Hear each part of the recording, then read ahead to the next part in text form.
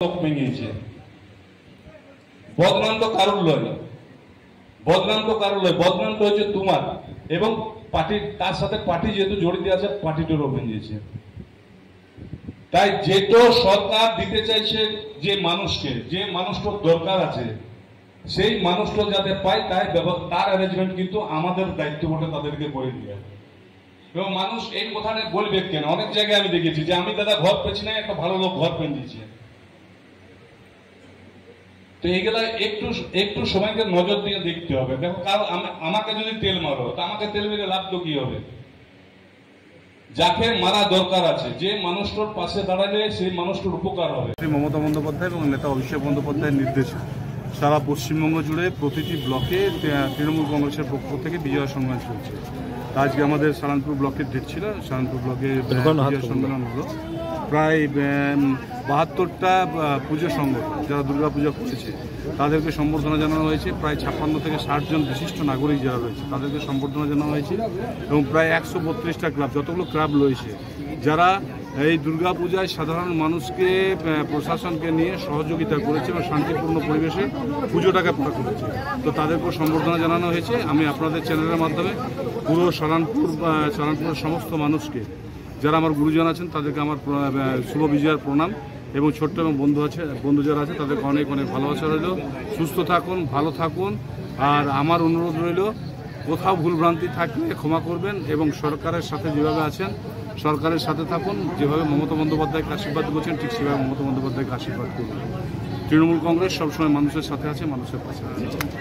আরেকটা প্রশ্ন কমিটির সকল সদস্যদের ধন্যবাদ জানাবো এই অঞ্চলের বিধায়ক শ্রী বিধান উপাধ্যায়কে, যে অত্যন্ত সময়োপযোগী ভাবে আজকের এই বিজয় সম্মেলন এই রূপনারায়ণপুরে শ্রমিক ভবনে আয়োজন করার জন্য।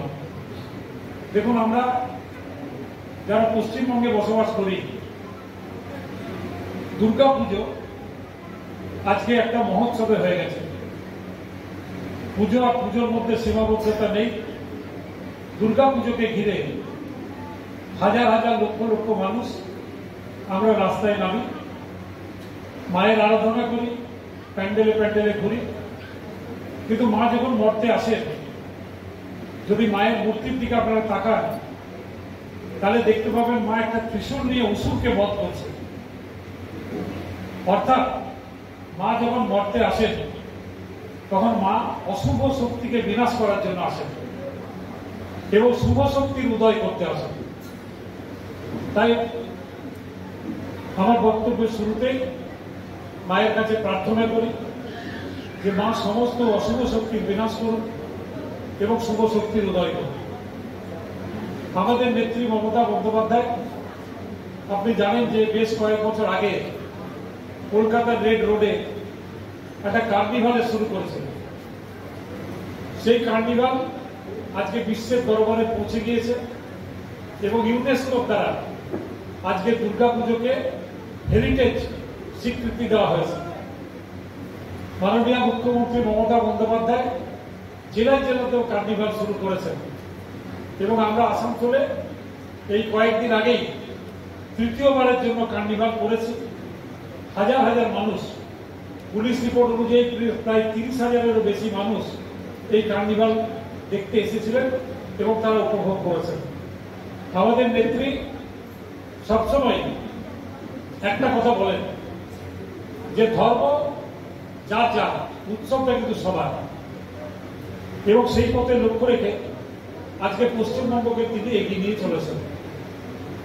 আমি যারা এখানে তৃণমূল কংগ্রেসের কর্মী আছেন, আমাদের সহযোদ্ধারা আছেন, আজকের এই বিজয় সম্মেলনী থেকে খালি একটাই কথা আপনাদেরকে অনুরোধ করতে এসেছি, আপনাদেরকে বলতে এসেছি।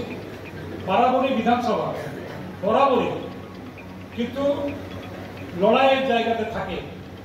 যখন বামফ্রন্ট ক্ষমতায় ছিল তখন বামফ্রন্টের বিরোধিতা করে এখানে কিন্তু মানিকদা বারে বারে বিধায়ক হিসেবে নির্বাচিত হয়েছিলেন এবং পরবর্তীকালে বিধানও গত 3বার এখান থেকে নির্বাচিত হয়েছে এবং এটা নিশ্চিত যে আগামী বিধানসভা নির্বাচনেও বারাবণীতে তৃণমূল কংগ্রেস জিতবে এবং বারাবণীতে চতুর্থবারের জন্য আবার বিধায়ক হিসেবে আমরা পাব। কিন্তু কিছু জিনিস যেটা আমরা যারা তৃণমূল কংগ্রেসের কর্মী আছি তারা সবসময় অবহেলা করে, সেইটা আমি আরমানকে বলবো, অন্যান্য সভাপতি যারা আছেন তাদেরকে বলবো যে আপনারা এই যে পাড়ায় সমাধান হচ্ছে, বিধান ওখানে আছে, হয়তো একটু পরে এখানে আসবে, এই ধরনের প্রচুর প্রকল্প মাননীয় মুখ্যমন্ত্রীর আছে, যেটা সাধারণ মানুষ তো দূরের কথা, আমাদের যারা সক্রিয় কর্মী তৃণমূল কংগ্রেসের তারাই হয়তো এটাকে জানেন না। আমি কয়েকটা প্রকল্পের কথা আপনাদেরকে বলি, যেমন ধরুন আমাদের যে প্রকল্পগুলো